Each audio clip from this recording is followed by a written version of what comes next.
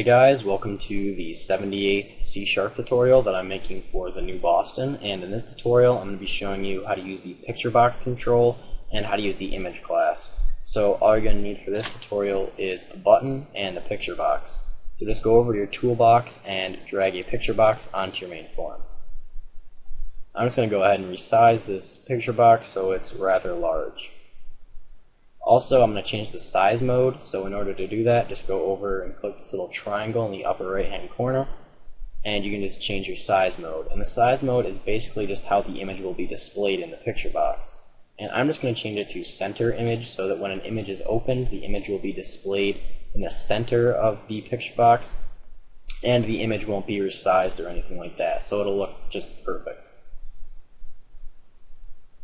These dotted line, or this dashed line around your picture box, indicates that the picture box is invisible. So when we debug here, we cannot see our picture box.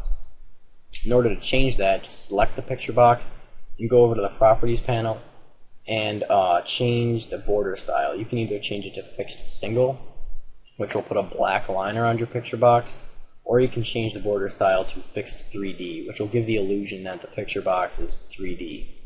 I prefer fixed single though. Once you have your picture box all set up, just go ahead and double click on your button.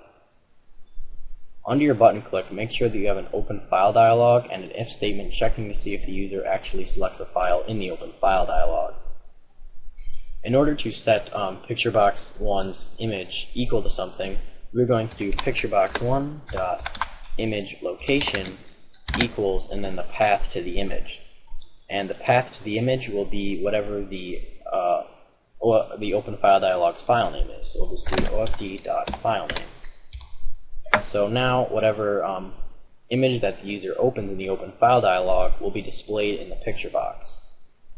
So now when we debug, we should get our open file dialog. Yep.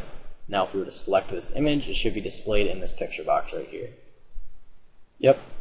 If you click on this falling guy right here, you should get that displayed in this picture box as well. Yep. You can also use the image class to do this. For example, we could create a new image here. I'll just call it image, and we'll set it equal to image dot from file. And this will do the exact same thing as the image location property. So we can just get it from a file name. So we just copy this file name right here.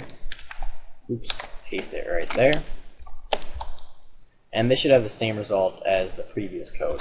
This is just a different way to do it. Also, you'd probably be using this only if you, I'm going to set the image equal to it.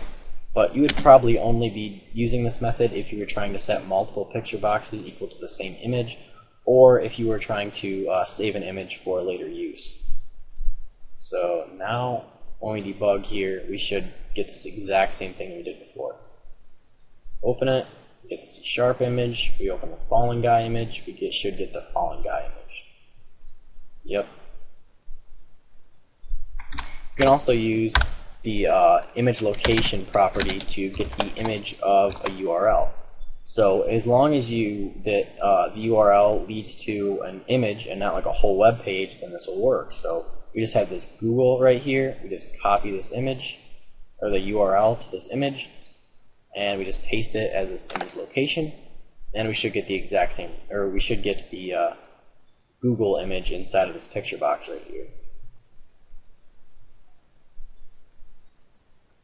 Yep. So that's pretty much it for this tutorial on using the image class and using the picture box control. So see you guys.